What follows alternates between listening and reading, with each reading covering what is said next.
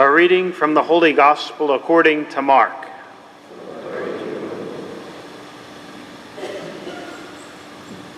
Jesus and his disciples left from there and began a journey through Galilee, but he did not wish anyone to know about it. He was teaching his disciples and telling them, "The Son of Man is to be handed over to men, and they will kill him. And 3 days after his death, the Son of Man will rise." But they did not understand the saying, and they were afraid to question him. And they came to Capernaum, and once inside the house, he began to ask them, "What were you arguing about on the way?" But they remained silent. They had been discussing among themselves on the way, who was the greatest. Then he sat down, called the 12, and said to them, "If anyone wishes to be first, he shall be the last of all and the servant of all." Taking a child, he placed it in their midst, and putting his arms around it, he said to them, "Whoever receives one child, such as this in my name, receives me. And whoever receives me, receives not me, but the one who sent me." The Gospel of the Lord. Praise to you, Lord Jesus Christ.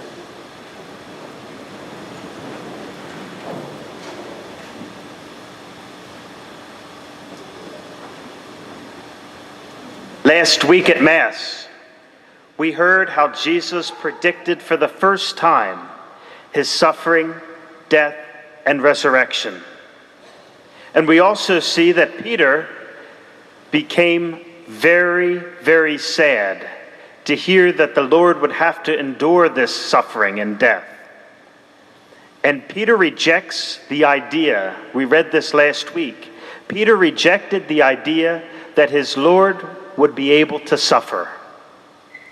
But Jesus rebukes Peter, calling him above all things Satan, because for a brief time, Peter fought like Satan, who similarly tried to divert Jesus from his mission to suffer. But what do we hear again this week? Jesus, for the second time, predicts his passion, death, and resurrection. But once again, the disciples are confused and frightened. They were confused because they thought that Jesus would inaugurate an earthly kingdom of peace, tranquility, and bliss. So whenever they heard Jesus talk about enduring hardships on earth, they were thrown into confusion about Jesus' entire mission. Now, amid this confusion, what was on the minds of the disciples as they walked back to Capernaum? The disciples, seeing that Christ would no longer be physically present with them, began to start to discuss about which one would be the greatest among them.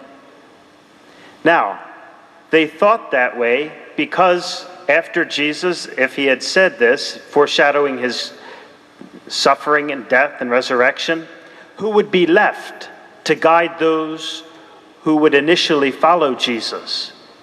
So that's why they were talking about this in this way. Which one of us would be the greatest so that we can continue the mission of Jesus Christ?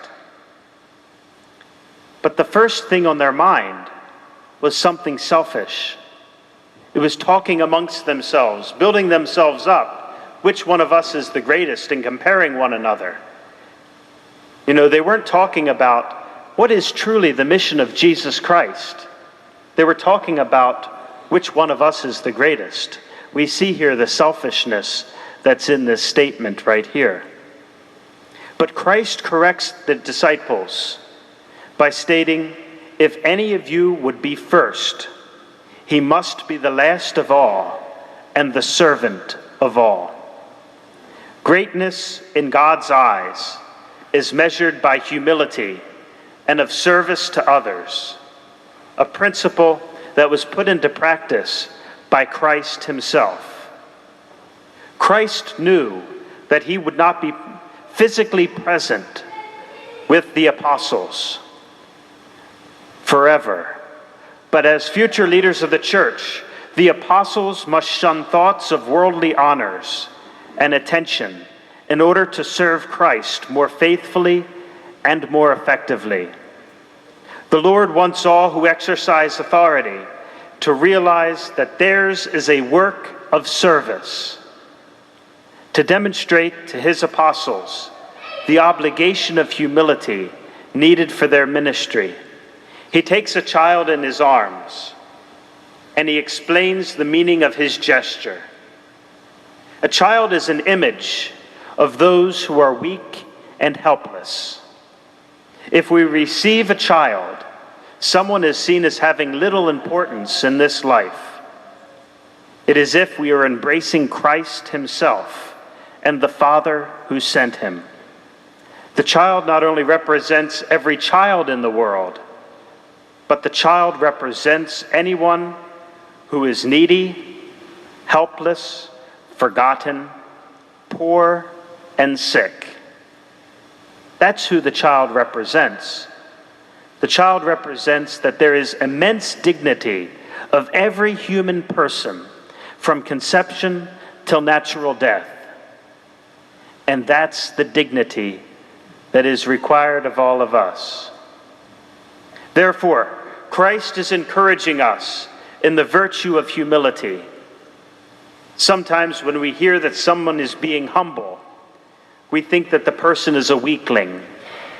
We think that they don't have a core set of beliefs and they cave into the demands of others very easily. However, that's not humility is. Humility is the most basic belief of all Christian virtues. In order to believe in God, we need to be humble.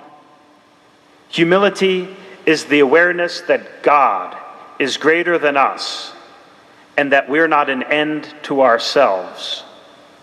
In order to love, we need to be humble. Humility allows us to forget ourselves and love our neighbor. Love God first and then our neighbor. When we have humility, we live in right relationship with God, ourselves, and our neighbor. First of all, we need to remember that God is God, and we are not God ourselves. We will live our relationship with God through our obedience to him and his desire and his will. Secondly, we live in the truth with ourselves by being just who we are and not trying to be something or somebody we're not. Finally, we live in the truth of our neighbor through mutual respect and humility. We recognize that all people have the same dignity, no matter their economic or their cultural status. Humility is a gift from God, so we need to ask God for the gift of humility. But asking for humility is not enough. We need to do acts of humility. We have many opportunities every day to commit these acts of humility. And I don't know about yourself, but I have it several times a day. And sometimes it's not willed on my part, but it's oftentimes forced on me because of something that I've done. And so this offers us many opportunities.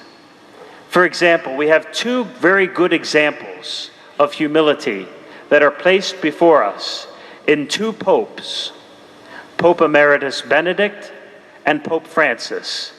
As you know, throughout this week, as Pope is now in Cuba and coming to the United States, there's great interest in the Pope, Pope Francis, and his great works of humility, as you have seen in the papers. And so as we look forward to his visit, we also look back at his works of humility. For example, first back to Pope Benedict. Pope Emeritus Benedict, what did he do when he realized that he was no longer physically able to complete the office of the papacy, to do the works of the office of the papacy? He said, "Lord, I can't do it." And he resigned. He retired. That's a great work of humility. He recognized that he cannot do it by himself. Also, with Pope Francis now,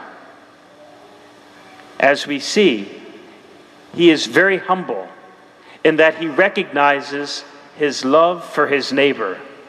And one aspect, maybe a year and a half or 2 years ago, on his birthday, instead of inviting his friends to a birthday party, he invited the homeless of Rome to come and have lunch with him.